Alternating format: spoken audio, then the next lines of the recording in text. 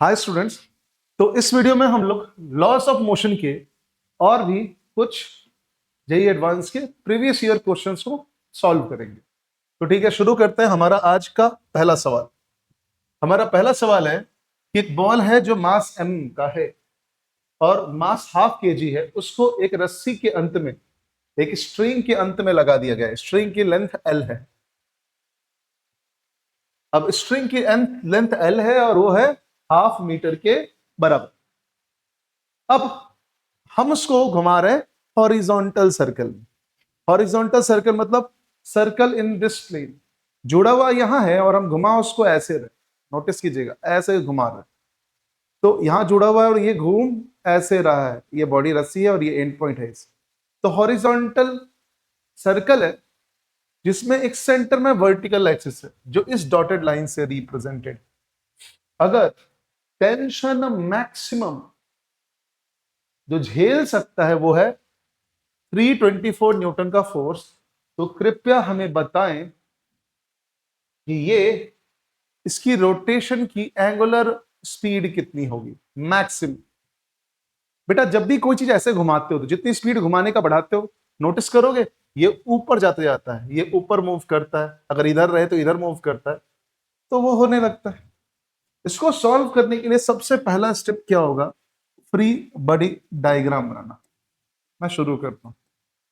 Free body diagram बोले तो गौर से देखिएगा, ध्यान देखिए। ये रहा हमारा बॉडी, मास m का।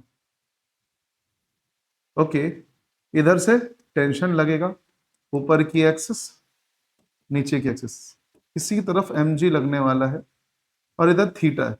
अगर हम ये वाली एंगल थीटा को एज्यूम करें तो टेंशन थीटा लगाएगा, तो ये डॉटेड लाइन ये भी एंगल को थीटा ही बना दे। तो वही मैंने लिखा। तो ऊपर पर ब्रेक करेंगे तो आएगा t cos थीटा और इधर t। ये t sin थीटा रीजन बनता है इसके सर्कुलर पाथ में घूमने के कारण। तो t sin theta should be equal to mv square upon r। और अगर इसको सॉल्व करें तो v equal to r omega, uniform circular motion के लिए डालें तो आएगा m omega square r। First t cos theta should be equal to mg। Number 2, 1 को 2 से डिवाइड मारो तो आपको आंसर मिलेगा tan theta equal to m गया और omega square r by g. अगर कोई इंसान ओमेगा फाइंड करने की कोशिश करे तो आता है g tan theta upon r। But हम लोग ये काम नहीं करेंगे। हमको जानना है कि अगर हम घुमाएंगे तो मैक्सिमम एंगल क्या जा सकती। तो मैक्सिमम एंगल क्या जाएगी? तो मैक्सिमम एंगल जाएगी थीटा इक टेंड्स टू 90 डिग्री, तभी tan थीटा मैक्स होगा। और थीटा इक्वल टू 90 यानी ये मैक्स से ऊपर उठ के जा सकता है। तब जो रेडियस ऑफ सर्किल बनेगी वो किसके बराबर हो जाएगी? L के बराबर हो जाएगी। अब इन equation 1 t sine 90 equal to m omega square L। तो L की वैल्यू क्या होगी? नहीं, ओमेगा स्क्वायर की वैल्यू क्या होगी? तो t बाई एम एल। तो ओमेगा की वैल्यू क्या होगी? t by M into L. चलो सॉल्व करके देखते हैं। टेंशन इज 324, तो omega equal to under 324 divided M L. Mass कितना है बेटा? हाफ। और लेंथ कितना है? 1/4। अगर इन दोनों को m इंटू एल 1/2 है तो 1/2 into 1/2 1/4 and that means 4 into 324। अब इसको सॉल्व करेंगे तो 4 चौके 16। मेरे को कैसे क्यों लग रहा है 8 8 जो 64, 4 4 जो 60। देखिए ध्यान से, क्या ये सही है? Under root T by M L. Value जल्दी निकालिए। एम ½ kg और एल ½ मीटर। तो क्या आएगा final answer? That will be 36 radian per second. 36 क्या ऑप्शन पर है? हाँ है। यानी इसको सॉल्व करने का तरीका बड़ा ही इजी था। ये तो एवरेज क्वेश्चन था। Let's look around next question. अगला सवाल कौन सा है? पढ़िए। एक सिलिंड्रिकल, एक सर्कुलर कॉइन है, एक सिक्का है जिसको जूम करके दिखाया गया। वो 5 ग्राम का है और रेडियस 4/3 सेंटीमीटर। गुड। इनिशियली ये हॉरिजॉन्टल एक्स वाई प्लेन में, यानी इस वाले प्लेन में रहा है, क्योंकि एक्स इधर है और वाई इधर है, तो ये जो फ्लैट सरफेस बन रहा है इस दुनिया का, उस एक्स वाई प्लेन में है। दूसरी बात क्या कह रहा है कि उसको टॉस किया गया, यानी ऐसे फ्लैट प्लेन में सिक्का रखा हुआ था। कहाँ रखा हुआ था?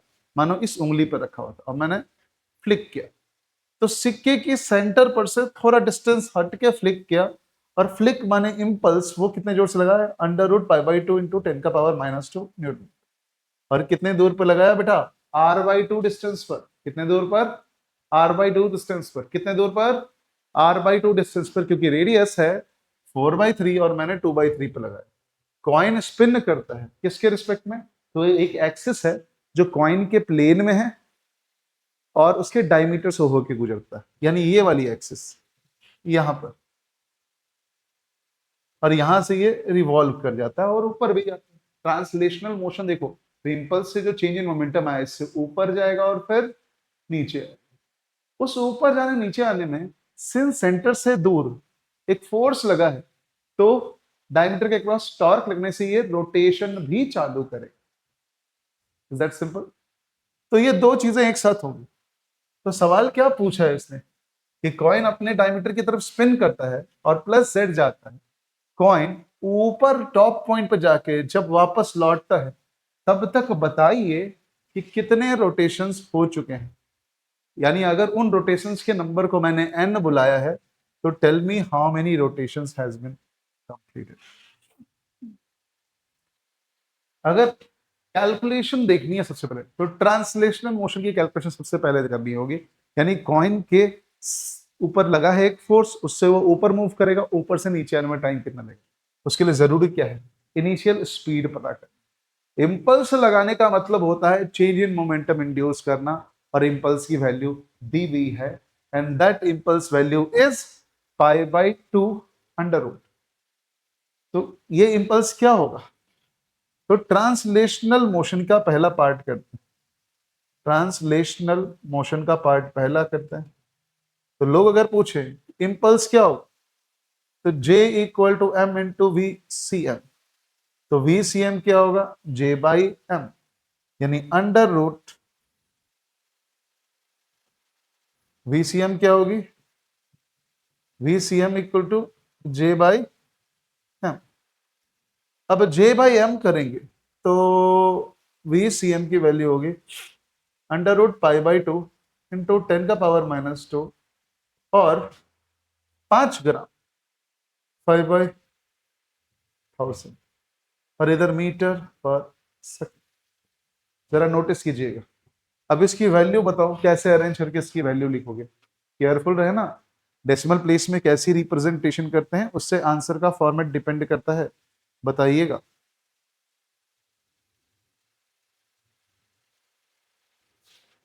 जो जोर से देखिएगा, ध्यान से देखिएगा और बताने की कोशिश कीजिएगा, ठीक है? सवाल मैं चेक करता हूँ क्या ये सवाल सही है। हाँ, सवाल तो सही है। ओ ओ ओ ओ मास से डिवाइड हो रहा है बेटा, मल्टीप्लाई नहीं हो रहा है, सॉरी। 5/1000। तो आप बोलोगे कि okay okay okay okay okay, नीचे VCM = under root π/2 into 1/100 into 1000/5। Phew phew phew phew 5 1 5, 5 2 10। तो VCM = अंदर बचो π/2 इंटू 4 मीटर पर सेकंड, मीटर पर सेकंड, मीटर पर सेकंड। तो 2π मीटर पर सेकंड। मैक्सिमम इतना ही होगा 2 पाई मीटर पर सेकेंड। यहां तक क्लियर है? उसको सेंटर ऑफ मास बोलते हैं। अब कोई पूछे कि सेंटर ऑफ मास आ गया, की वेलोसिटी आ गई, तो अब आपके पास क्या बचेगा? अब सवाल बचता है ये कि पता करना कि इसके कारण इंपैक्ट कितना आने वाला है। तो बेटा कोई इतने ऑब्जेक्ट से सेंटर ऑफ मास आप पूछ लगा, ट्रांसलेशनल मोशन में सेंटर ऑफ मास पर जो वेलोसिटी होती है वही बॉडी की वेलोसिटी हम एज्यूम करके कैलकुलेशन करते हैं। सीएम में यही तो होता है ट्रांसलेशनल मोशन में। तो अपने लोग क्या जानते हैं? Time equal to how much. तो जब हम कोई चीज ऊपर फेंकते हैं और वो चीज वापस आती है तो उसमें टाइम अगर निकलने तो फॉर्मूला होता है 2v/g। ये हो जाएगा 2vcm/g। तो मैं क्या लिखूंगा? Time 2 times vcm vcm vcm vcm 2 pi root 2 pi by 10। तो time equal to under root 2 pi by 5 seconds. तो आ गया टाइम। अब टाइम तो आ गया, इसको बचा के रखो। अब सवाल ये है कि ये कितनी बार रोटेट करेगा। Main question is that how much time will it actually rotate. तो उसके लिए क्या करते हैं अपने लोग? तो उसके लिए अपने को एंगुलर इंपल्स मोमेंटम लगाना पड़ेगा, यानी J cross R equal to J cross R करेंगे अपने लोग तो फिर मोमेंटम का भी हाल होगा, that is I times omega. J क्या है? Under root pi by 2 cross R की वैल्यू क्या है, जरा ध्यान से बताइएगा। आर की वैल्यू क्या है यहां पर? तो आर रेडियस बाई 2 बेटा। मोमेंट ऑफ इनर्शिया क्या होगा? अरे एक डिस्क का, कॉइन छोटी सी डिस्क है, डायमीटर का क्या होता है? 1/4 mr²। कहां से लाओगे? सेंटर से होता है mr²। एक्स और वाई में सेम होने वाला है तो जेड से क्या होने वाला आप निकाल सकते हो। तो आप निकालो, that will be 1/4 mr²। 1/4 mr² and that times omega. अब आप बोलोगे okay, under root pi by 2 और इधर 10 का पावर -2 आए। नोटिस कीजिएगा 10 का पावर। जे क्या है जरा गौर से देखिएगा। जे होगा under root pi by 2 multiplied by R by 2 multiplied by 10 का पावर -2। 10 का power -2 I half mr² into omega. अब 2 से गया under root pi by 2 times एक आर से एक आर उड़ गया इंटू 2 गया, तो यहाँ अदर साइड 2 आएगा, डिवाइडेड में m आएगा और r आएगा, इधर ओमेगा होगा और इधर आएगा 10 का पावर -2। फिर से मैं क्लीन करता हूं और फिर से बताने की कोशिश करता हूं कि क्या आया आंसर। फिर से लिखता हूं। कोई इंसान पूछे J cross R equal to I omega, got it. J cross R कैसे? तो जे आया under root pi by 2 into 10 का पावर -2 और आर जिस पोजीशन पे लगा है तो एक्सिस से कितने दूर पे लगा है? r/2। ये होगा 1/4 mr² इंटू ओमेगा। तो जरा सा इसको इधर लाते हैं, under root pi by 2 into 10 का power -2 into r/2 into 4/1 4/mr² equal to omega. कुछ नहीं, अंडर रूट पाई बाई 2 एक आर उड़ गया 2, तो 2/m r equal to omega. Check कर लीजिए, सोचिए कि क्या ये करेक्ट है। उसके बाद हम लोग नेक्स्ट पेज में मूव करेंगे इसको मच बेटर से कैलकुलेट करने के लिए। यही होगी ओमेगा। अब तुम बोलोगे ओमेगा लाके क्या करेंगे? तो omega into T number of rotation time 2 पाई देती और वहीं से सॉल्व होगा। ओमेगा इंटू टी क्या देगी? Total displacement. और कितनी एंगुलर डिस्प्लेसमेंट हुई होगी? तो n टाइम्स 2 पाई। एन रोटेशन अगर हुई तो n टाइम्स 2 पाई होगा। तो जरा देख लीजिएगा, keep it in consideration, if it is right then tell me. अगर समझ में आ रहा है तो देखिए, ध्यान से बताइए सब कुछ क्लियर है या नहीं है। बस यहाँ एक चीज छोड़ गया, 10 का पावर -2। ठीक है, अब मैं नेक्स्ट जा रहा हूं page. Under root 5/2 into 10⁻⁻2 multiplied by 2/mr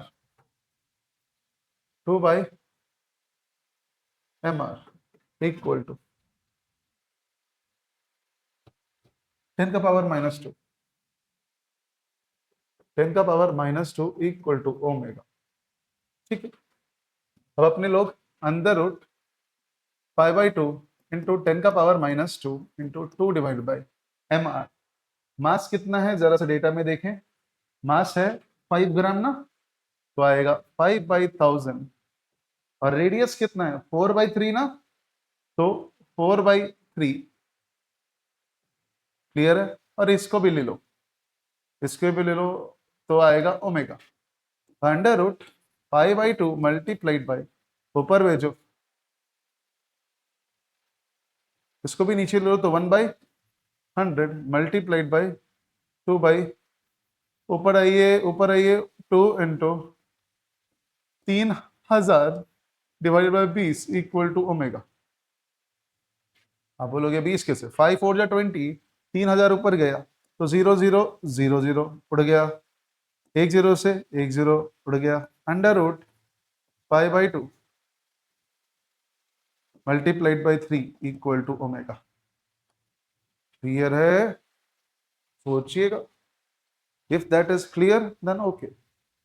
अब theta equal to 2πn equal to omega times T, तो n equal to omega T by 2π, then n equal to omega under root π/2 into 3 divided by, और T हमने शायद पिछले में निकाल लिया था, अंडर रूट 2π/5, अंडर रूट 2π/5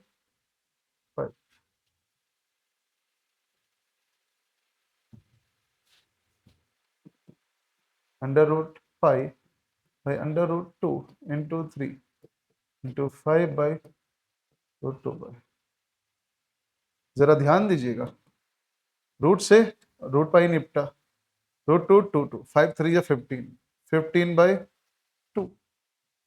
गौर से देखिएगा, अगर कुछ गलत हो तो बताइएगा, कुछ भी आपको समझ में ना आए तो प्लीज क्लियर करवाइएगा। जरा ध्यान से देखिए, is there any option like that, तो नोटिस करके बताना। 15/2 क्या आया, 15/2, 5 3 15 √2 तो 15/2 इतने ही आएंगे बच्चे। This is the whole answer. तो ये था इसका आंसर। अब नेक्स्ट आते, ये है एडवांस 2014 में आया हुआ सवाल। क्या कह रहा है, एक वायर है जिसको हम लोगों ने एक क्वार्टर ऑफ द सर्कल बना दिया। ध्यान से देना, a wire is made into quarter of circle. ये वाली वायर जो आप देख रहे हो, ये क्वार्टर ऑफ द सर्कल हमने बनाया है ट्विस्ट करके, और इसको जमीन पर रख दिया। जमीन पर ये रॉड है, ये रॉड है, ऊपर से वायर वो किया, यानी फ्लैट जमीन पर ये लगा हुआ ये, और ऊपर से वायर, ऊपर एक बीड है, छोटा सा पत्थर है, इसमें होल किया हुआ है, और अपने ऊपर से इसको फ्लिक कर दिया। क्या क्या, फ्लिक कर दिया। अब ये फ्लिक करने के बाद ऊपर से स्लाइड होकर नीचे आएगा पॉइंट ए से बी, किसको फॉलो करते हुए, तो इस वायर को फॉलो करते हुए। तो पूछा ये जा रहा है कि व्हाट मेक्स इट करेक्ट, इस चारों ऑप्शंस में से कौन सा ऑप्शन सही समझा पा रहा है कि फोर्स जो ये पत्थर वायर पे लगाएगा वो किस डायरेक्शन में।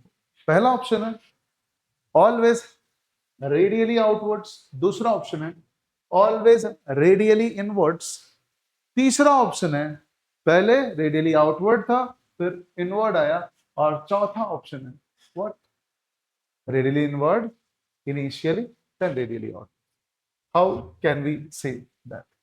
तो उस सवाल का जवाब देने के लिए अपने को सबसे पहले इसको थोड़ा नीचे लाना पड़ेगा कैलकुलेशन के बेसिस पर। मैं सर्कल बनाने की कोशिश कर रहा हूं, बन नहीं रहा है, बट लेट्स डू इट।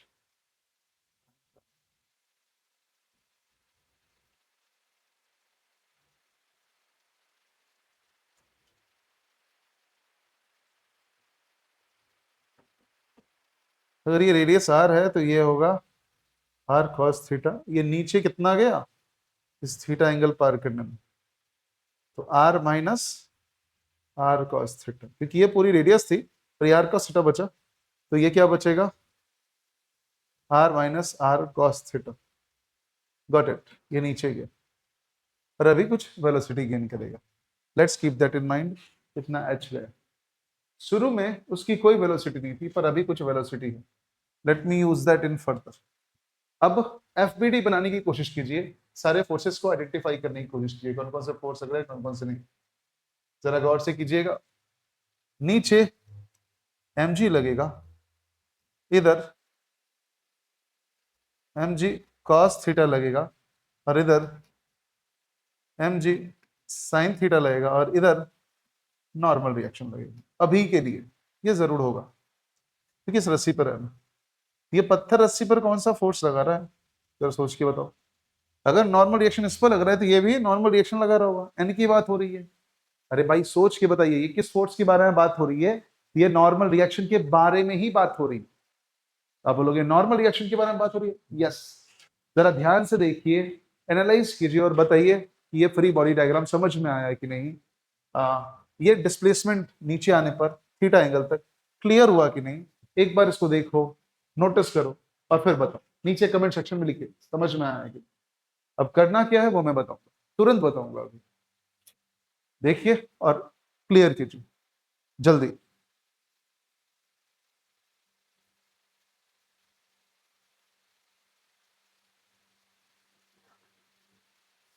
सबसे पहले सर्कुलर मोशन हो रहा है सर्कुलर पाथ पर, तो मैं सेंटर की तरफ वाली फोर्स के बारे में क्या बोल सकता हूं, M G cos theta minus N equal to M V square upon R. तो एन क्या होगा, M G cos theta minus M V square upon are.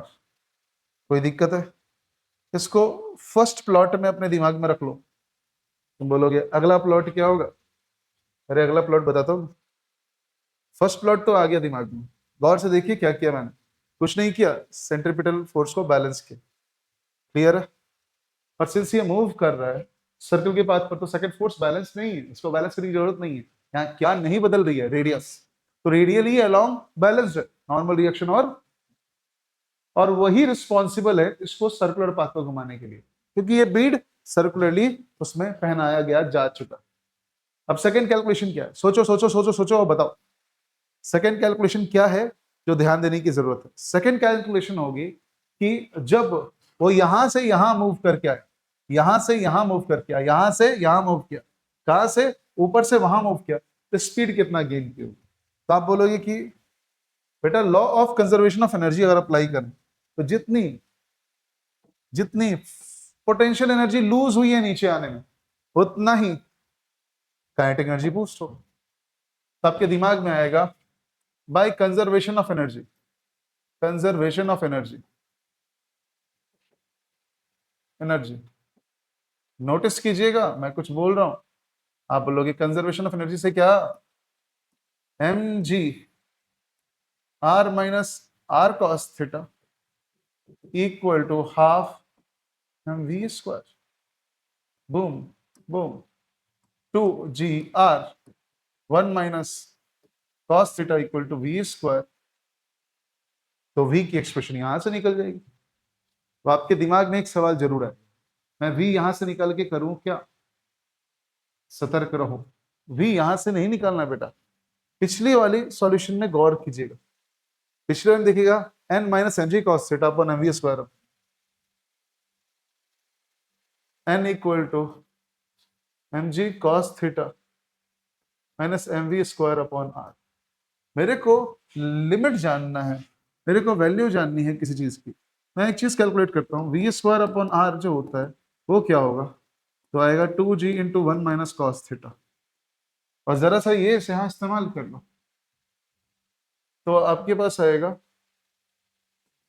M G cos theta minus M times two G one minus cos theta, यानी M G bracket में cos theta minus two G plus 2g cos theta.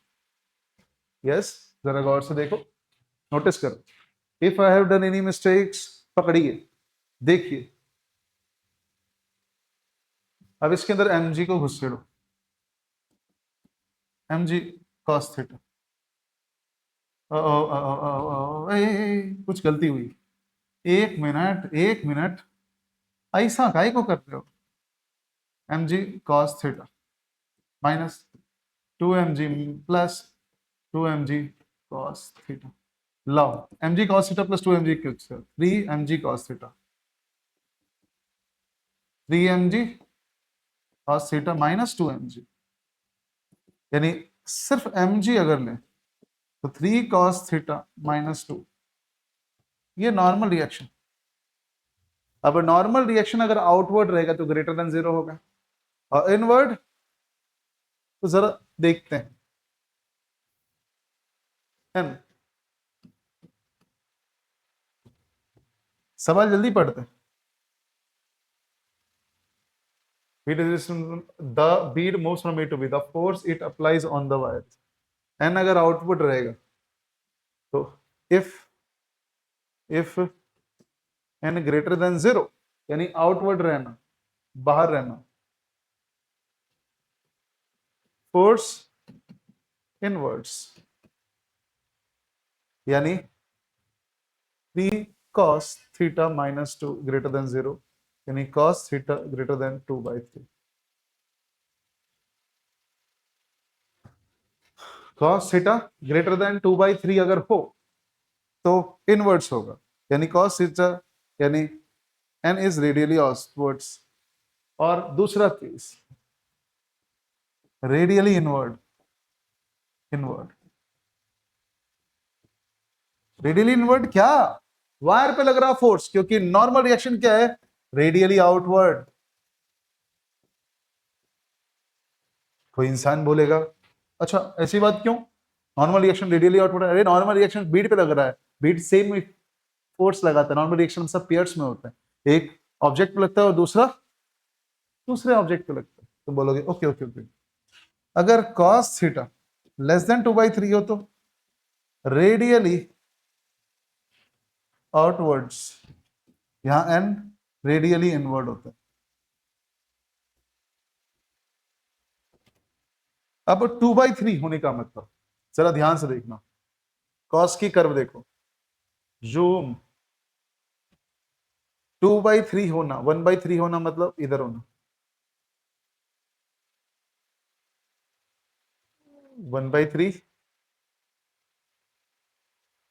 तो सबसे पहले 2/3 से ज्यादा होना मतलब यहां होना, 2/3 से ज्यादा होना मतलब यहां से यहां के बीच में होना, 2/3 से ज्यादा होना मतलब यहां से यहां के बीच में होना, यानी शुरू में रेडियली आउटवर्ड। तो आप बोलोगे आप कैसे ये बात बोल रहे हो? तो थोड़े मैथ के स्टूडेंट्स के लिए थोड़ा मैं क्लियर कर देता हूं।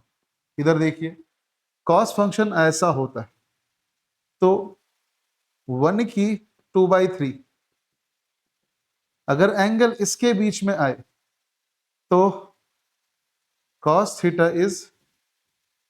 थीटा इज लेस देन 2/3, और यहां से यहां आए तो cos theta is greater than 2/3। तो मैं क्या बोलूंगा कि जो वो ऊपर से नीचे फॉल कर रहा था, तो cos थीटा पक्का पक्का पक्का पक्का पक्का पक्का cos थीटा क्या था? 2/3 से, यानी शुरू में 2/3 से ज्यादा होना मतलब रेडियली इनवर्ड देन आउटवर्ड। कोई और अगर दिक्कत हो तो बताइएगा। यहाँ cos थीटा जो एंगल है वो ऊपर वाली थीटा बताई जा रही है, जहां से वो जंप कर रहा है, जो 0 से स्टार्ट हो रहा है। तो 0 से एंगल स्टार्ट हो तो 0 से सम एंगल तक ये 2/3 से बड़ा बड़ा होता है, और 2/3 होने से बड़ा होने का मतलब होता है नॉर्मल रेडियली आउटवर्ड होगा। इसका मतलब जो फोर्स ऑन वायर होगा वो रेडियली इनवर्ड होगा, और रेडियली इनवर्ड होने का मतलब शुरू में रेडियली इनवर्ड और बाद में रेडियली आउटवर्ड। तो शुरू में रेडियली इनवर्ड और बाद में रेडियली आउटवर्ड। तो option D is the correct option. चलिए आगे बढ़ते हैं।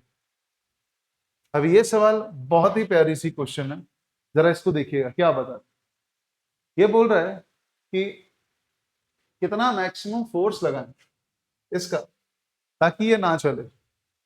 ना चले मतलब, अरे जब जब हम फोर्स बढ़ाते जाएंगे, अगर ये नहीं चल रहा है तो ये स्टैटिक फ्रिक्शन की स्टेट में, और static friction is adjustable in nature. इतना तो सबको ही जानते हैं, इतना तो सबको इस जगत में पता है कि एडजस्टिंग इन नेचर होता है। तो आप ये मानोगे कि फ्रिक्शन जो पीछे लग रहा है, फ्रिक्शन कहां लग रहा है? पीछे लग रहा है, वो आगे लग रहे फोर्स से क्या होगा बेटा? और से बताइए, आगे लग रहे फोर्स के बराबर टिका रहेगा। जैसे जैसे हम फ्रिक्शन बढ़ाएं, फोर्स बढ़ाएंगे, फ्रिक्शन भी बढ़ेगा, और एक टाइम आएगा जब स्टैटिक फ्रिक्शन अपने मैक्सिमम लेवल पर पहुंच के इसको जस्ट बैलेंस कर पाएगा, थोड़ी देर बाद चलाना चालू हो जाएगा। जब चलना चालू होगा तब का नहीं पूछा है, मैक्सिमम कंडीशन ऑफ रुका हुआ पूछा है। तो एज सिंपल एज दैट। तो मैं देखता हूं आगे, आगे कितना फोर्स लगेगा। तो भैया फ्री बॉडी डायग्राम बनाने के लिए पहले फोर्स बनाना जरूरी होता है। ये 60 है, तो F cos 60, F cos 60, F sin 60, F cos 60, पीछे फ्रिक्शन, नीचे लग रहे फोर्स mg, और नीचे F sin 30, F sin 30, नीचे फोर्स लगेगा F sin 30, sin 60, और इधर रहेगा F cos 60, F cos 60, F sin 60, और ऊपर जमीन क्या लगाएगी? Normal reaction. अब आपको कंडीशन में सिंपल यही चीज लिखनी है, along y normal reaction equal to mg plus f sin 60। Clear है? और दूसरा along x fr equal to f cos 60। बड़ा प्रेम भाव से फ्रिक्शन क्या होगा?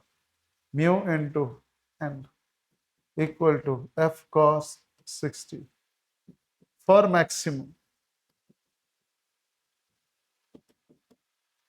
म्यू n क्या होगा? mg plus f sin 60 equal to f cos 60। बहुत सिंपल है, एकदम चिंताजनक नहीं है। अब आप लोग इसकी कैलकुलेशन करो, 2 मिनट में नीचे आंसर कंफर्म करो, मैं भी कैलकुलेट करके बता दूंगा। एकदम सिंपल है, कुछ भारी तो नहीं है, मेरे को तो नहीं लग रहा है कि ये भारी आप लोगों के लिए होगा किसी भी कीमत।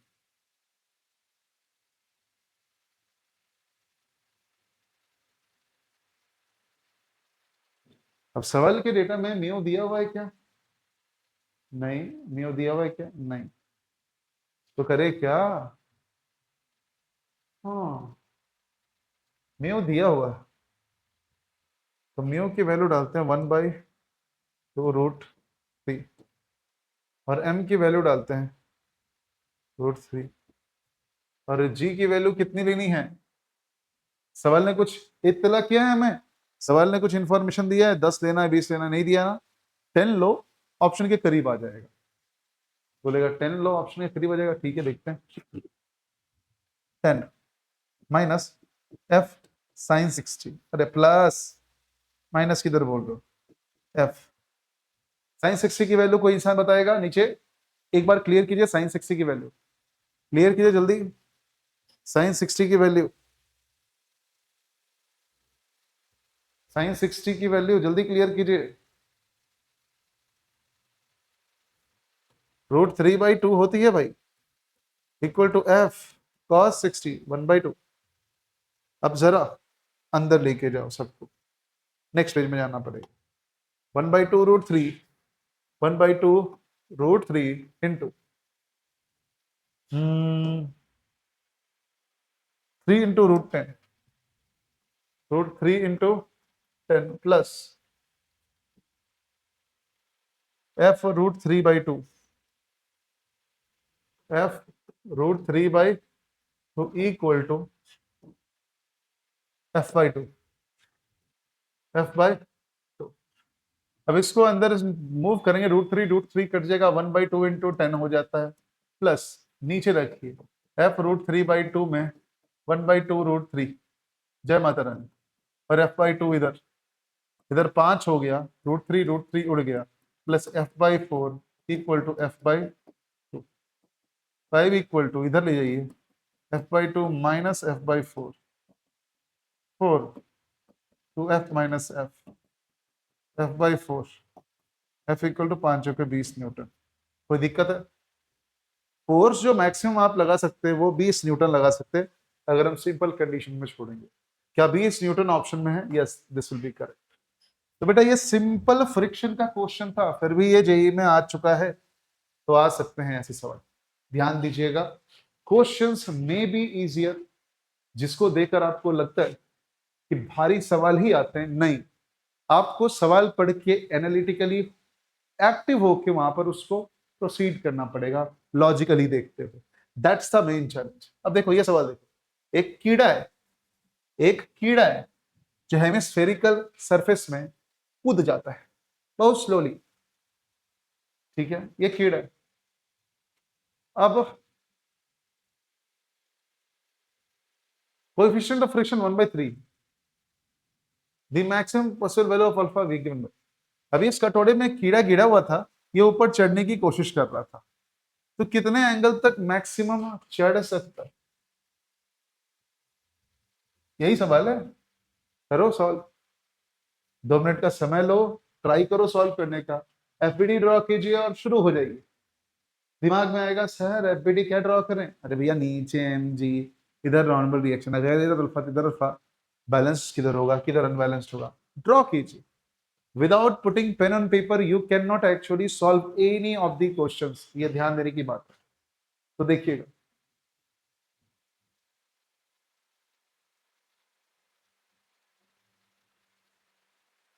देखिए जरा इसको, इजी है पूरा। देखिए मैं इधर ही हूं,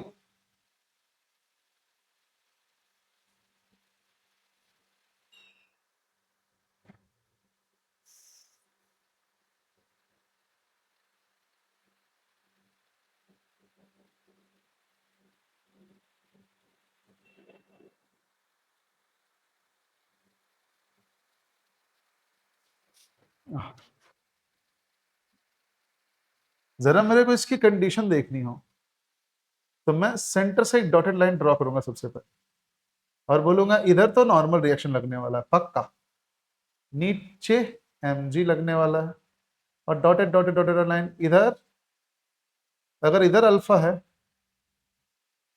तो इधर भी अल्फा हो, तो ये होगा mg cos अल्फा, और इधर लगेगा mg sin अल्फा। और जब ये ऊपर चढ़ रहा है ब्रो, तो नीचे आने की चांस बनती है, तो फ्रिक्शन किधर लग रही होगी? इधर लग रही है। जरा ध्यान से देखना, तो ये maximum possible value of alpha के लिए F equal to mg sine alpha जाएगा, नंबर 1 फ्रिक्शन फोर्स है, और नॉर्मल के लिए mg cos अल्फा जाएगा। देख लो, आप लोग के दिमाग में आएगा कि सर एफबीडी बहुत छोटा आपने बनाया है, दिख नहीं रहा है। लो भैया, हम आपके लिए एफबीडी थोड़ा जूम कर देते हैं ताकि आपको दिखाई दे, एकदम चकाचक बड़ा सा एफबीडी बना दिया हमने। देखो समझो, ये नंबर 2 है। और तीसरा, लिमिटिंग कंडीशन के लिए F should equal to mu times N, तो बोलोगे वाह, एफ म्यू टाइम्स एन बराबर होना चाहिए, यस। तो इन दोनों को देखते हुए आप क्या करोगे? तो बेटा मैं इधर दोनों तरफ म्यू मल्टीप्लाई करूंगा, mu N equal to mu M G cos alpha बन गया ना, और इसको मैं 2 डैश नाम दूंगा, और डिवाइड करूंगा 1 डिवाइडेड बाय 2 डैश।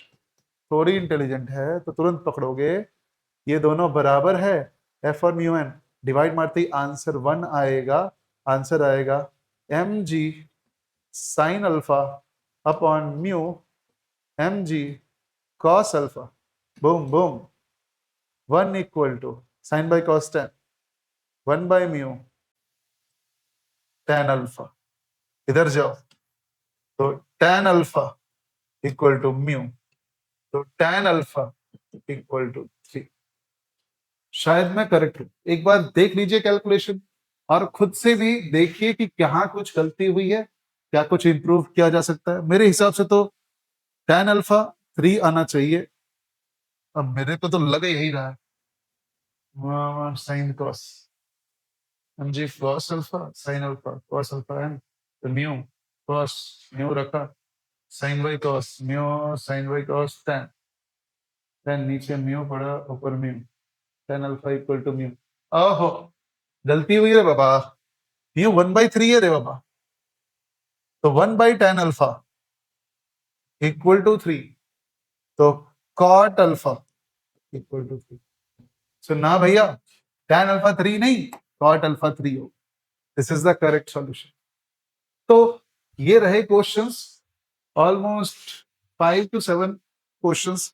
हम लोग एक और वीडियो आएंगे एनएलएम का लेकर, और ये सब रहेंगे एनएलएम से एडवांस में आने वाले कुछ इंपॉर्टेंट क्वेश्चंस प्रीवियस ईयर्स के, जिनको आपको लगाना जरूरी है to get a grip over the concept and how to proceed in the numerical problem. तो टेक इट डाउन। इसके साथ ही हमारा वीडियो आज का ओवर हो रहा है। अगर ये वीडियो आपको किसी भी सेंस में हेल्प कर रहा हो, और अगर आप इसको पसंद कर रहे हो, चाहे इसके बारे में आपके दिमाग में कोई फीडबैक हो, तो प्लीज कमेंट बॉक्स में फीडबैक डालें। साथ ही लाइक करें, शेयर करें और सब्सक्राइब करें, और अपने फ्रेंड्स को भी ये वीडियो भेजें, ताकि उनका भी फायदा हो और हम मोटिवेट होते रहें इसी तरह की वीडियो सीरीज और लेके आने के लिए। Thank you for today.